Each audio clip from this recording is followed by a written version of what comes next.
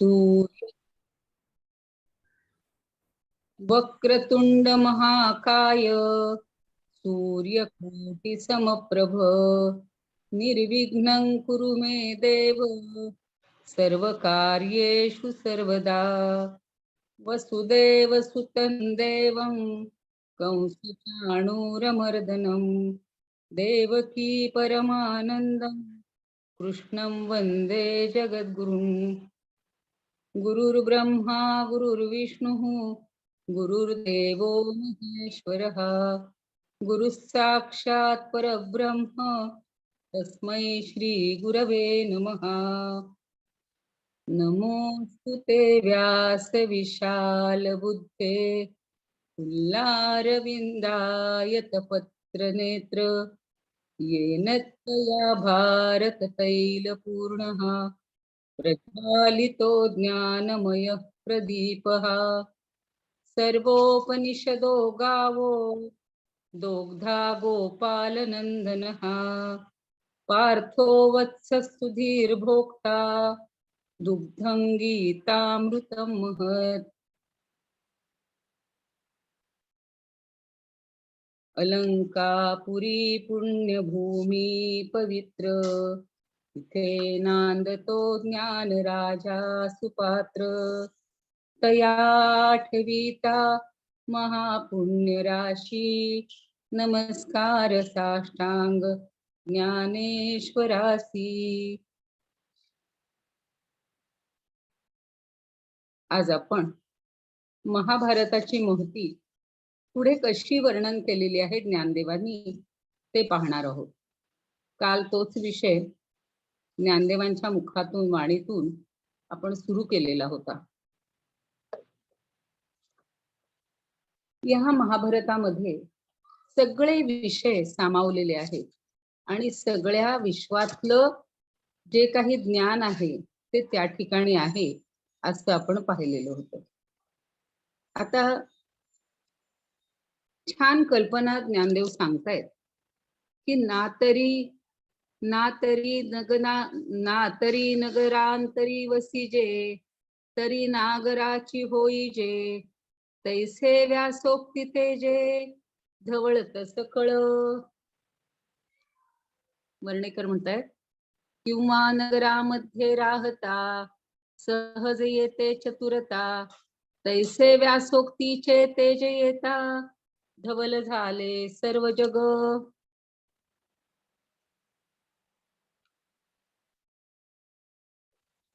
आणि एक लेले म्हणून मॅडम होत्या, त्यांनी पण असंच पूर्ण ज्ञानेश्वरी मराठी रूपांतरण केलेलं आहे ओव्यांमधून। तर त्या का म्हणतात बघा,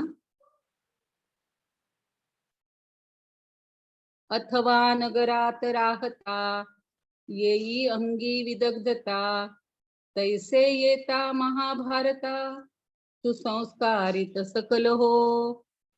म्हणजे आपण एखादा मनुष्य जर नगरात गेला शहरामध्ये गेला तिथे काही काळ राहिला की त्या माणसाला चातुर्य येतं, चातुर्याचा बहर येतो। त्याप्रमाणे व्यासांच्या प्रतिभेला बहर आला आहे आणि व्यासांच्या शब्दांनी सगळ्या जगातल्या कथा विश्वाला जणू काही मोहर फुटलेला आहे। आणि म्हणून व्यासांची वाणी किंवा महाभारत हे किती श्रेष्ठ आहे हे या ठिकाणी पुन्हा पुन्हा समजावून देत आहेत। अजून एक छान उपमा दिलेली आहे की प्रथम वयसा काळी लावण्याची नव्हाळी प्रगटे जैसी आगळी अंगना अंगी तरुणपण होता प्राप्त लावण्य शोभा स्त्री देहात विशेषपणे दिसे प्रगट ज्या परी।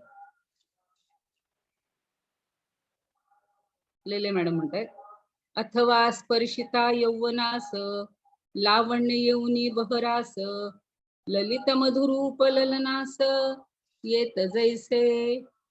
वयसा काळी म्हणजे तरुणपणी किंवा तारुण्यामध्ये तारुण्यामध्ये जसं एखाद्या स्त्रीच्या किंवा एखाद्या मुलीच्या व्यक्तिमत्वाला रूप गौरव प्राप्त होतो किंवा सौंदर्य प्राप्त होतं, लावण्य शोभा प्राप्त होते, विशेषपणानं ती प्रगट होते आणि तिच्या सौंदर्याला बहर आलेला जसा असतो त्याप्रमाणे ही जी व्यासांची वाणी आहे किंवा महाभारत जे आहे त्याला या ठिकाणी बहर आलेला आहे असं ज्ञानदेव म्हणतायत.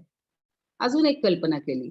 ना तरी उद्यानी माधवी घडे, तेथवन शोभेची खाणी उघडे, आदिला पासोनी अपाडे जिया परी. आपल्याकडे 6 ऋतू मानलेले आहेत. त्यातला पहिला वसंत आणि वसंत ऋतू, माधवी म्हणजे वसंत ऋतूमध्ये, वसंत ऋतूमध्ये उद्यानामध्ये काय होतं हो, तर सगळे वृक्ष किंवा सगळ्या लता या बहरून येतात. त्यांची वनशोभा जणू काही वनशोभेची खाणी उघडे, म्हणजे त्याला इतकी वनशोभा प्रगट होते. सगळीकडेच सगळ्या वनामध्ये ही शोभा प्राप्त होते आणि त्याप्रमाणे या महाभारताची जी कथा आहे ती अशी फुललेली आहे. वसंत ऋतूतल्या सगळ्या वृक्षांप्रमाणे आणि वेलींप्रमाणे ती फुललेली आहे. वसंताचा स्पर्श हळुवार, होता वनश्रीस सुकुमार, फुलतो लावण्याचा बहर पानोपानी. अशी आपल्या मराठीत पण गीतं आहेत बघा. आणि प्रत्येक पानोपानी फुलांचा बहर येतो. तशी ही व्यासांची जी वाणी आहे किंवा त्यांची जी कृती आहे तिला बहर आलेला आहे. पुढे एक छान उदाहरण दिलेलं आहे. नाना घनीभूत सुवर्ण, जैसे न्याहाळिता साधारण, मग अलंकारी बरवेपण निवाडू दावी. किंवा घनीभूत सुवर्ण पाहता दिसे साधारण, त्याचे अलंकार करता नवीन दिसते शोभा वेगळीच. पाहता सुवर्ण साधारण आकृष्ट ना होई मन, अलंकार घडले जे त्यातून खिळती नेत्र तया परी. पाय छान कल्पना सांगितली की सोन्याची जर लगड पाहिली किंवा सोन्याचे मोठेच्या मोठं एक रूप पाहिलं तर आपल्या त्या मनाला किंवा डोळ्याला सुख मिळत नाही. पण त्याचे जर छान अलंकार बनवले, दागिने जर बनवले तर त्याचं रूपांतर अलंकारात झालं की आपल्या जीवाला, आपल्या मनाला खूप आनंद होतो. तसं नुसता फापट पसारा शब्दांचा किंवा शब्दकोश असून चालणार नाही. तर ही जी भारत रूपी वाणी म्हणजे महाभारत रूपी वाणी ही जी प्रगट झालेली आहे ती ह्या अलंकाराप्रमाणे आपल्याला आनंद देते किंवा सुखवून जाते. आणि म्हणून पुढे म्हटले पहा, तैसे व्यासोक्ती अलंकारिले, आवडे ते बरवे पण पातले, जे व्यासोक्त ते जाणूनी काही आश्रयिले इतिहासी. म्हणजे ह्या व्यासांच्या उक्तीनं सगळ्याला अलंकृत केलेलं आहे आणि त्यामुळं ती गोष्ट सगळ्यांना खूप आवडतीये. व्यासांच्या प्रज्ञेनं, प्रतिभेनं स्पर्श केल्याबरोबर सगळं महाभारत हे उत्कर्षाला पोहोचलेलं आहे आणि त्याच्यामुळे इतक्या कथा, इतक्या नवीन नवीन कलाकृतींची निर्माण झालेलं आहे की जे सगळे इतिहास हा त्या ठिकाणी व्यक्त झालेला आहे. या महाभारत कथेला व्यासांच्या प्रज्ञेनं आणि प्रतिभेनं असा स्पर्श केला आहे की महाभारत हे उत्कर्षाला तर पोहोचलंच, पण इतिहासानं या महाभारताचा आश्रय घेतला. ते जाणोनी काय आश्रयिले इतिहासी असं म्हणताय. म्हणजे सगळ्या इतिहास, सगळे जे इतिहास आहेत, सगळ्या जगातले जे जे काही इतिहास आहेत, काव्य आहेत, त्या सगळ्यांनी हा महाभारताचा आश्रय घेतला आहे. पुढं काय म्हणतायत? नाना पुरतीये प्रतिष्ठे लागी, सानी व धरुनी अंगी, पुराणे आख्यान रूपे जगी भारता आली. जगीला भावी पूर्ण प्रतिष्ठा, म्हणून अंगी धरून नम्रता, पुराणे आख्यान रूपे भारतामध्ये आली. आली सकळ आख्याने आणि इतिहास पुराणे, राहण्यास आश्रयाने भारताच्या. आत्ताच मी सांगितलं किंवा कालही म्हटलं होतं की महाभारताचा आश्रय घेऊन कितीतरी आख्यानं या जगात निर्माण झाली. पुढे बघा बरीच पुराणं आहेत, वेगवेगळी नाटकं आहेत, महाकाव्य आहेत आणि या सगळ्यांना प्रतिष्ठा लाभली. पुराणांना प्रतिष्ठा लाभली ती कशामुळं? तर या सगळ्यांनी आख्यानाच्या रूपात महाभारतामध्ये प्रवेश केला. म्हणजेच महाभारताचा आश्रय घेतला आणि ही सगळी पुराणं, ही सगळी काव्य निर्माण झाली आणि मग त्याला मोठेपणा प्राप्त झाला. अजून एक व्यासांचं वर्णन करणारं किंवा महत्व सांगणारा पुढची ओवी आहे. म्हणोनी महाभारती नाही, ते नोहेची लोकी तिही, येणे कारणे म्हणिपे पाही, व्यासोच्छिष्ट जगत्रय. म्हणून जे नाही महाभारती, ते नसेची त्रिजगती, याच कारणे म्हणती व्यासोच्छिष्ट जगत्रय. जे महाभारतात नाही ते दुसऱ्या कुठेच नाही. म्हणजे जे जे काही महाभारतात आहे तेच इतर सगळीकडे, म्हणजे जगामध्ये सगळं भरून राहिलेलं आहे. म्हणजे जगात जे जे काही आहे त्या सगळ्याचं वर्णन महाभारतात आहे. आणि म्हणून एका शब्दात सांगितलं जातं की व्यासोच्छिष्टम जगत सर्वम. म्हणजे व्यासांनी हे जग सगळं उष्टावलं आहे, म्हणजे सगळ्या जगातल्या प्रत्येक गोष्टीला स्पर्श केलेला आहे. आणि त्यामुळं व्यासानी या जगातल्या सगळ्या गोष्टी आपल्या महाभारतात आणलेल्या आहेत आणि म्हणून त्याला व्यासोच्छिष्टम जगत सर्वम असं म्हटलेलं आहे. ऐसी जगी सुरस कथा, जे जन्मभूमी परमार्था, ऐसी जगी मुनी सांगे नृपनाथा, जनमे जया. आता ही इतकी सुरस कथा आहे आणि ही सुरस कथा हिची जन्मभूमी इथंच आहे. ती कशाची आहे जन्मभूमी? परमार्थाची. शेवटी या सगळ्या ग्रंथाचं उद्दिष्ट काय आहे? तर आपल्याला परमार्थ साधणं, परमार्थाचा लाभ होणं. आणि या परमार्थाचं हे जणू काय आहे? मूळ आहे किंवा जन्मभूमी आहे. आणि म्हणून मुनी सांगतायत, म्हणजे व्यासमुनी सांगे नृपनाथा जन्मेजया. आता इथे मुनी म्हणजे वैशंपायन मुनी सांगतायत ही सगळी कथा. कुणाला सांगतायत? जन्मेजयाला.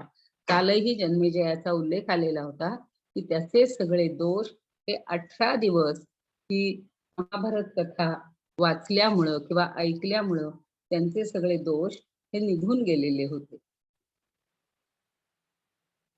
आणि हे जन्मेजय कोण हो? त्यांची थोडीशी आपल्याला सगळ्यांनी नाव तर ऐकलेलं आहे, पण जन्मेजयांची थोडीशी एक माहिती, ज्यांना माहिती नसेल त्यांना थोडक्यात सांगते. अनेक जन्मेजय झालेले आहेत, पण आपल्याला इथं जो उल्लेख आलेला आहे ते जन्मेजय म्हणजे अर्जुनाचा पुत्र अभिमन्यू आणि अभिमन्यूचा नातू म्हणजे जन्मेजय आणि जन्मेजयाचा पिता परीक्षित राजा. तर सर्पदंशानं मृत झाल्यामुळं परीक्षित राजा त्यानं उत्तंक ऋषींच्या उत्तेजनावरून किंवा त्यांनी प्रेरणा दिली म्हणून सर्पसत्र आयोजित केलं होतं. आणि त्या सर्पसत्रात निरनिराळ्या जातीचे हजारो सर्प दग्ध झाले. मग आस्तिक म्हणून आस्तिक नावाचे ऋषी आले आणि नंतर त्यांनी ते सर्पसत्र थांबवलं. मग या सर्पसत्रात कोणकोणते ऋषी आलेले होते? 4 लागतात ऋषी. तर कवशापुत्र तुर ऋषी हे मुख्य उपाध्याय होते. त्याच्यानंतर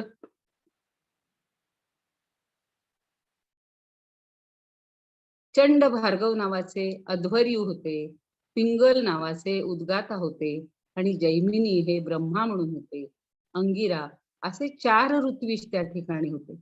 आणि कृष्णद्वैपायन हे व्यास, उद्दालक, प्रमत्तक, श्वेतकेतू, असित हे सगळे ऋषी तिथे सभासद म्हणून आलेले होते त्या सर्पसत्रासाठी. आणि त्यानं केलेल्या सर्पसत्रात किती नागांची कुळं दग्ध झाली? तर 15 कुळं वासुकीची दग्ध झाली, 18 कुळं तक्षकाची दग्ध झाली, 10 कुळं ऐरावत नागाची नष्ट झाली आणि 9 कुळं कौरव नागाची, तर 35 कुळं धृतराष्ट्र नावाच्या नागाची. याशिवाय अनेक सर्प ते त्या ठिकाणी नष्ट झालेले आहेत. तर असा जो हा जन्मेजय आहे, त्याचं हे पाप किंवा त्याचे सगळे दोष नष्ट होण्यासाठी त्यांना ही कथा ऐकवली गेली आणि ती कथा ऐकवल्यानंतर त्यांचे सगळे दोष निघून गेले असं म्हटलेलं आहे. तर ऐसी जगी सुरस कथा, जे जन्मभूमी परमार्था, मुनी सांगे नृपनाथा जन्मे जया. अशी ही सुरस कथा, जी परमार्थाची जन्मभूमी आहे, ती कथा वैशंपायनानं या जन्मेजयाला सांगितली आणि त्याला महत्व प्राप्त झालं. जे अद्वितीय उत्तम पवित्रैक निरुपम परम मंगल धाम अवधारिजो, ही अतिशय अद्वितीय आणि उत्तम शिवाय पवित्र अशी ही कथा आहे. अद्वितीय असं हे काव्य आहे आणि अत्यंत पवित्र असे हे काव्य आहे. याच्यासारखं अनुपम का म्हणते की याच्यासारखं दुसरं कथानकही नाही आणि काव्यही नाही, अजोड आहे आणि पावित्र्यानं भरलेलं असं हे महाभारत वैश्विक वाङ्मयातली रसाळ कथा आहे. सगळ्या विश्वातली रसाळ कथा म्हणजे महाभारत आहे असं म्हटलेलं आहे. आता महाभारत आपल्याला गीतेपर्यंत यायचे. महाभारताचं आतापर्यंत सगळं वर्णन केलं आणि व्यासांनी एवढं मोठं महाभारत रचलं. त्यांनी 18 पुराण पण रचलेली आहेत. त्याच्यातलं भागवत पुराण का रचलं गेले तेही आपल्याला माहिती आहे. पण या महाभारतातलं श्रेष्ठ असं कोणती गोष्ट आहे हो, ते आता सांगतायत. म्हणजे भगवद्गीतेची उत्पत्ती किंवा भगवद्गीतेची महती सांगतायत. आता भारत कमळ परागू, गीताक्षु प्रसंगू, जो संवादला श्रीरंगू अर्जुनेसी. आपण भगवद्गीता शिकतो आहोत आणि अर्जुनाला भगवंतांनी का गीता सांगितली? कारण ह्या महाभारतातला प्रमुख जो विषय आहे तो आपल्याला माहिती आहे की कौरव पांडवांचं युद्ध हे धर्मयुद्ध होतं. ते धर्मक्षेत्री कुरुक्षेत्री झालेलं होतं आणि म्हणून भारत रूपी कमळाचा हा पराग म्हणजे गीताख्यानाचा प्रसंग आहे. भारत कमळाचा पराग, अगदी छोटासा जो कमळातला पराग असतो ना, तो फार महत्वाचा आणि अत्यंत नाजूक कलम आणि असा तो पराग म्हणजे हा गीताख्यानाचा प्रसंग आहे. आणि तो संवाद कुणाकुणामध्ये आहे ते सांगितले की श्रीरंगू म्हणजे श्रीकृष्ण आणि अर्जुन या दोघांमधला हा संवाद आहे. तर अर्जुनाला श्रीरंग सांगतोय असे या ठिकाणी म्हटले. आता हे महाभारत त्याच्यातल्या कुठल्या प्रसंगात किंवा कुठल्या पर्वामध्ये आहे ते पण आपल्याला पुढे समजणार आहे. पण माहितीच असावं की भीष्म पर्वातला हा गीतेचा प्रसंग आहे. ना तरी शब्द ब्रह्माब्धी मथियला व्यासबुद्धी, निवडिले निरवधी नवनीत हे. एक सुंदर कल्पना केलेली आहे की शब्द ब्रह्माब्धी, अब्धी म्हणजे समुद्र, शब्द ब्रह्मरूपी समुद्राचं मंथन केलेलं आहे कुणी? व्यास महर्षींनी. आणि मग त्याच्यातून हे मंथन करून काढलेलं निरुपम, अत्यंत ज्याला उपमाच देता येणार नाही असं हे नवनीत काढलेलं आहे.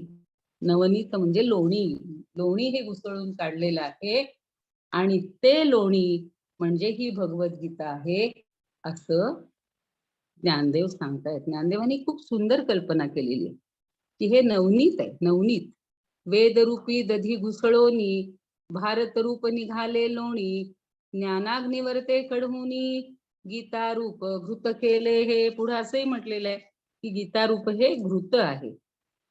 आपल्याला भगवद्गीतेची प्रस्तावना म्हणा किंवा महती सांगणारे जे श्लोक आहेत त्याच्यामध्ये पण म्हटलेलं आहे बघा. एक श्लोक आहे, सर्वोपनिषदो गावो दोग्धा गोपाल नंदन हा, पार्थो वत्सस्तु धीर भोक्ता दुग्धं गीतामृतम महत्.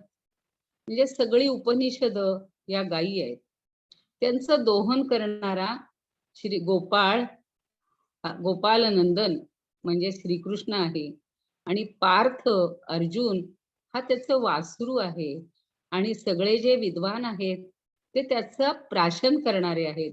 दुधाचं दूध रूपी गीतामृताचं प्राशन करणारे हे विद्वान लोक आहेत असं भगवद्गीतेच्या प्रारंभी आपल्याला त्याच्या महात्म्यामध्ये म्हटलेलं आहे. तसंच इथं म्हटलंय की हा भारत रूपी कमळ पराग म्हणजे हा भगवद्गीतेचा प्रसंग आहे आणि शब्द ब्रह्माच्या समुद्रातून मंथन करून काढलेल्या व्यासबुद्धींनी मंथन करून निवडलेलं असं हे नवनीत आहे. म्हणजे सगळ्या ज्ञानाचं सार. बघा, महाभारत म्हणजे सगळ्या जगातलं ज्ञान आहे, जगातलं आख्यान आहे, जगातली कथा आहे आणि त्याच्यातून घुसळून काढलेलं हे भगवद्गीता म्हणजे नवनीत आहे. कारण बघा, दूध पितो, दुधापेक्षा साय येते, मग आपण विरजण लावतो, मग दही चांगलं असतं, पण दह्यापेक्षा घुसळून काढलेलं लोणी हे आपल्या शरीराला आणि सगळ्याला उपयुक्त असं असतं. तसं ह्या जगाला उपयुक्त असं हे नवनीत हे व्यासांनी मंथन करून काढलेलं आहे. आणि मग पुढं काय झालं, लोणी काढल्यावर आपण लोण्यापर्यंत थांबत नाही, मग अग्नीवर ठेवतो आणि मग त्याचं तूप करतो. आणि म्हणून पुढच्या ओवीत म्हणतायत, मग ज्ञानाग्नी संपर्के कडसिले निविवेके पद आले परिपाके आमोदासी. अग्नी साधा नाही बरं का, इथे ज्ञानाग्नी. ज्ञानाग्नीवर ठेवल्यानंतर, ज्ञानाग्नीची आच दिल्यानंतर त्याला विवेकाचा कड आलेला आहे आणि मग हे पद्यरूप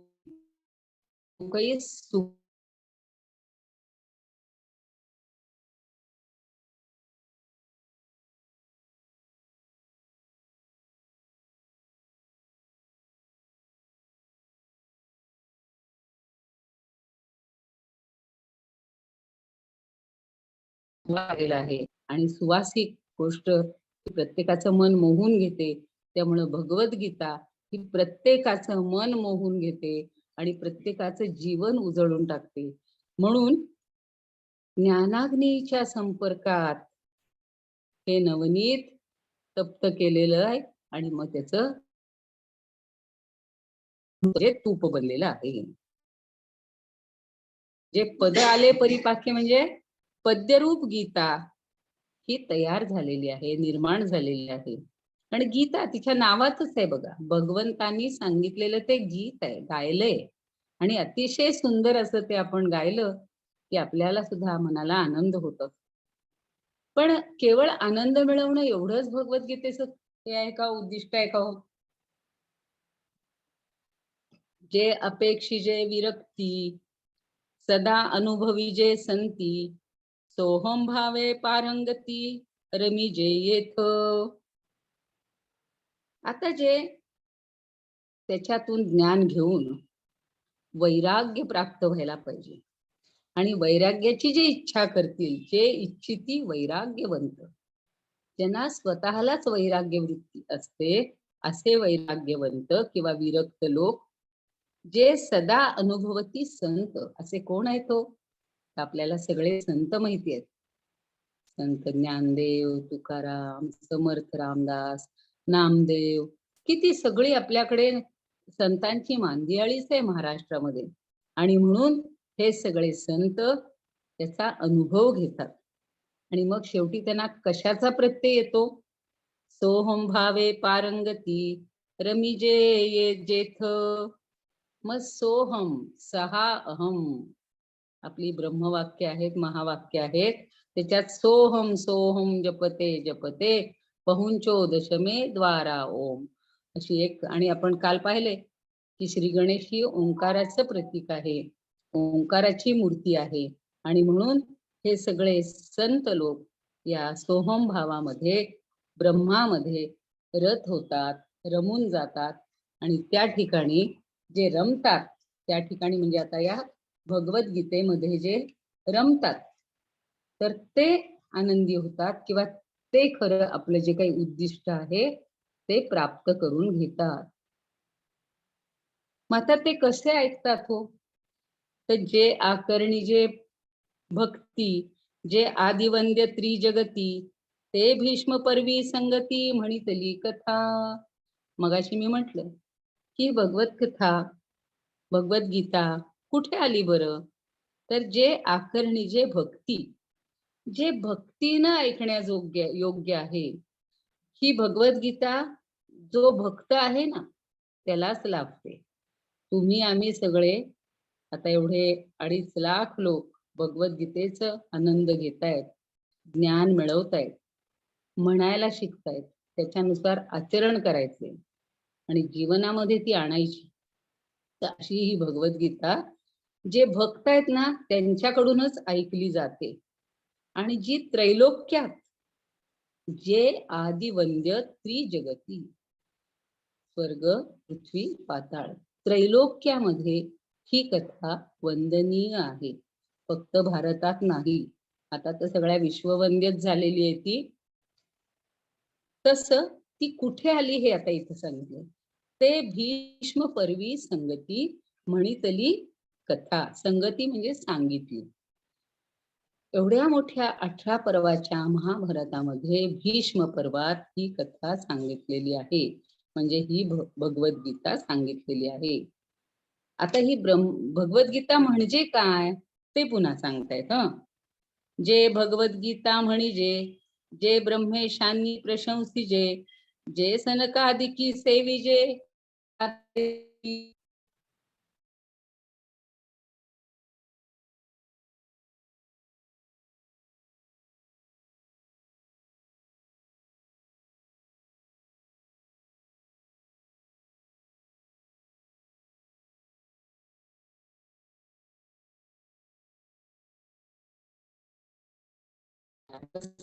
आदरेसी, अत्यंत आदराने ज्यांनी सेवन केलेलं आहे असे ब्रह्मदेव आणि सगळे शंकर, सगळे देव हे गीतेची म्हणजे या भगवंताच्या मुखातून प्रगट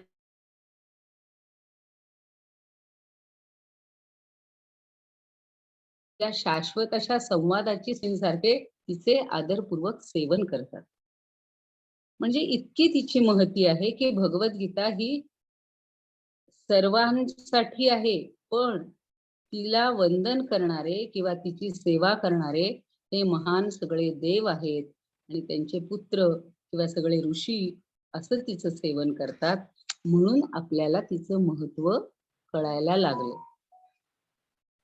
आता तिला पुन्हा छान अशा उपमा दिलेल्या आहेत बघा, की ही भगवद्गीता कशी, आस्वाद तिचा कसा घ्यायचा आहे आपण, भगवद्गीता कशी श्रेष्ठ आहे. फार आता कालच बघा शरदाची पौर्णिमा झाली. खरं म्हणजे आजही पौर्णिमा थोडीशी होती आणि योगायोगानं आज त्याच ओव्या आलेल्या आहेत बघा. जैसे शारदीची ये चंद्रकळे, माझी अमृत कण कोवळे, तेवेची ती मने मवाळे चकोरत लगे. आता गीता श्रवण कसं करायचंय, कसा त्याचा आस्वाद घ्यायचाय, तर शरदाच्या चांदण्यात मध्ये जे अमृताचे कण असतात ते चकोर काय करत असतो, त्या चंद्राचं जे चांदण आहे ना ते प्राशन करत असतो. चकोर नावाचा जो पक्षी येतो आणि ते कण अन कण वेचून घेतात.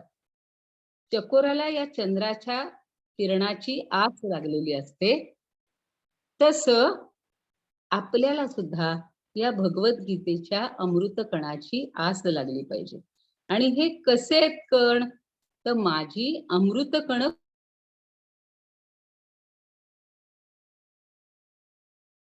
असे हे कण आहेत.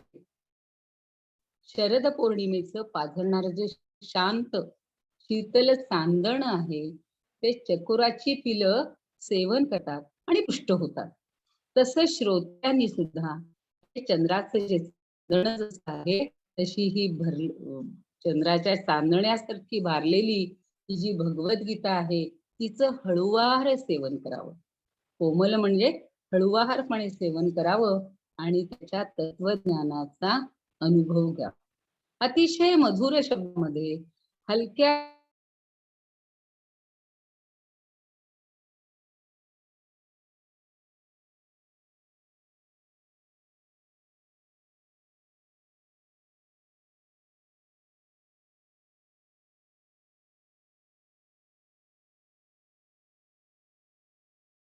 कर्तव्य करू. मी हे केलं तर काही याच्यातून मला पाप लागेल का, अशी आयुष्यात प्रसंग येतात पडण्यासाठी आपल्याला ही भगवद्गीता उपयोगी ठरणार आहे.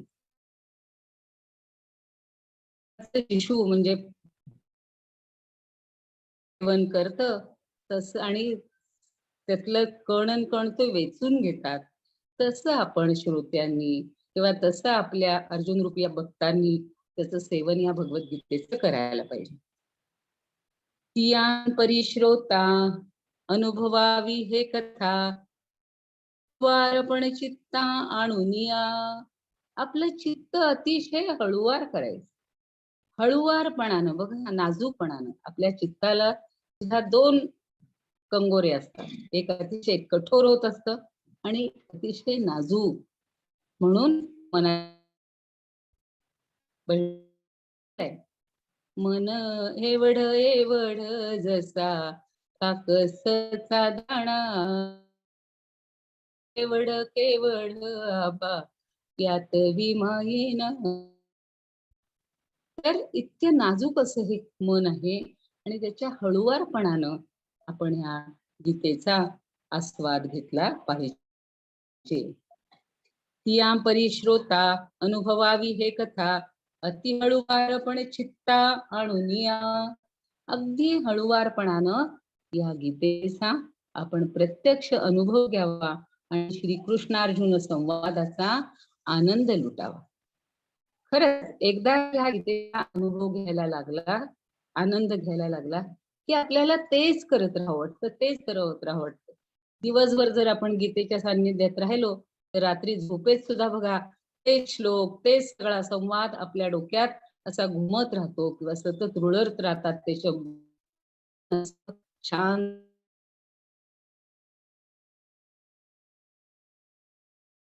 सुंदर वर्णन केलेलं आहे.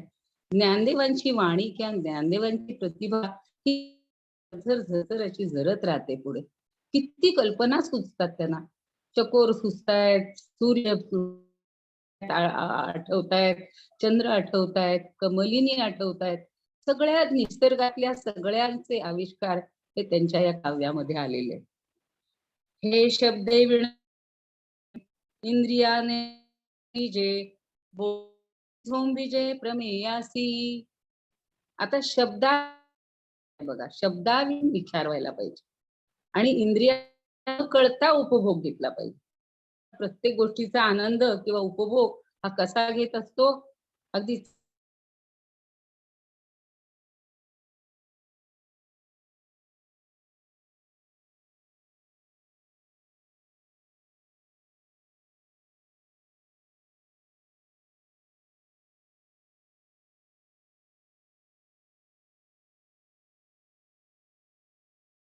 ते प्रमेय म्हणजे सगळे जे सिद्धांत आहेत.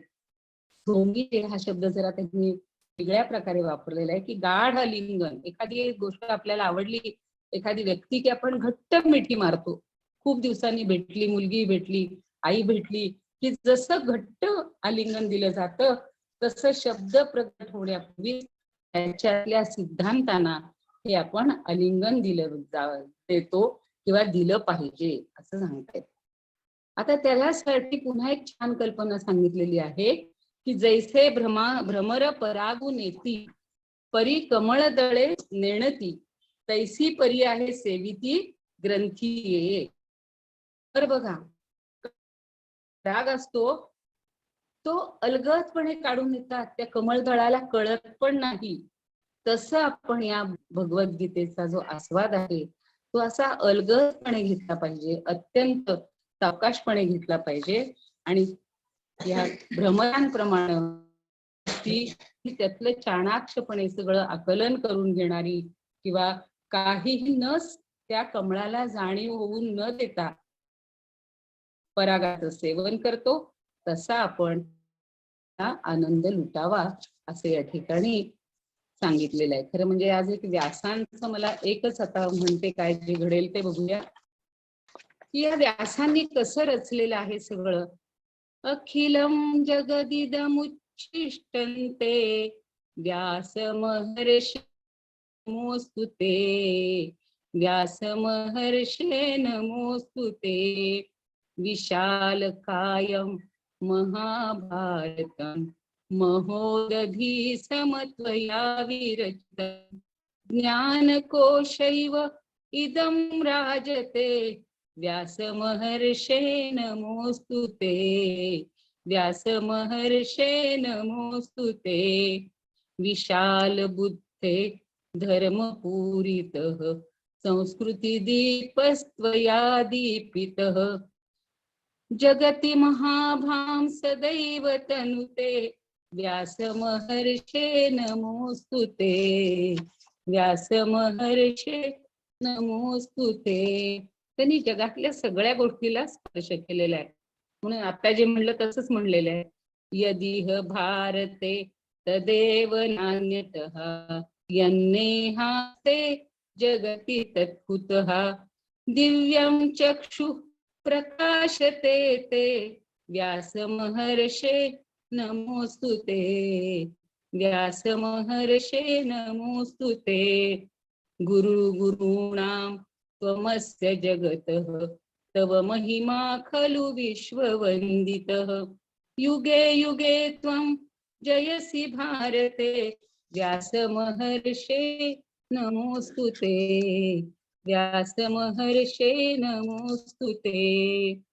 बघू, ज्ञानदेवांची आपल्याला एक प्रकारे आरतीच करायची आहे. आरती ज्ञान राजा महाकैवल्य तेजा। सेविती साधू संत मनुवेधला माझा। आरती ज्ञान राजा लोपले ज्ञान जगी। हित नेणती कोणी अवतार पांडुरंग। नाम ठेविले ज्ञानी आरती ज्ञान राजा। कनकाचे ताट करी उभ्या गोपिका नारी। नारद तुंबरू हो साम गायन करी। आरती ज्ञान राजा प्रगट गुह्य बोले विश्व ब्रह्मची केले। राम जनार्दनी पायी मस्तक ठेविले।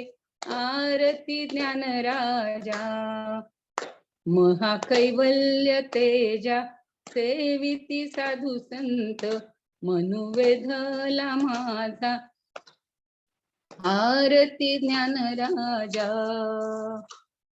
या जगातलं सगळं ज्ञान ह्या ज्ञानदेवांच्या वाणीमध्ये किंवा एका ग्रंथामध्ये सामावलं गेले. जेवढं महाभारतात आहे, सगळं पुराणांमध्ये आहे, सगळं वेदांमध्ये आहे आणि उपनिषदांमध्ये आहे, तेच ज्ञानदेवांनी या एका ग्रंथामध्ये ज्ञानदेवीमध्ये सगळं साकार केलेलं आहे. आणि मगाशी म्हणलं तसं व्यास महर्षींनी जगात जे नाही, म्हणजे इथं जे नाही ते जगात नाहीच, जगात जे आहे ते इथं सर्व आहे. म्हणून व्यासांचं पण स्तवन केलेलं आहे, ते थोडक्यात मी म्हणणार आहे. ज्ञानदेवांचं पण स्तवन आहे. आता जसं व्यासांचं म्हटलं तसं इदमुपकर्तुं भुवन मंडलम समुदितमिव भास्करम सादरं वंदे ज्ञानेश्वरं। सादरं वंदे ज्ञानेश्वरं। त्रिभुवनमाता भगवद्गीता लोकमंगला लोकविश्रुता। लोकहितं संततं ध्यायता येन ज्ञानेश्वरी विरचिता। श्रित्वा प्राकृतगिरं सा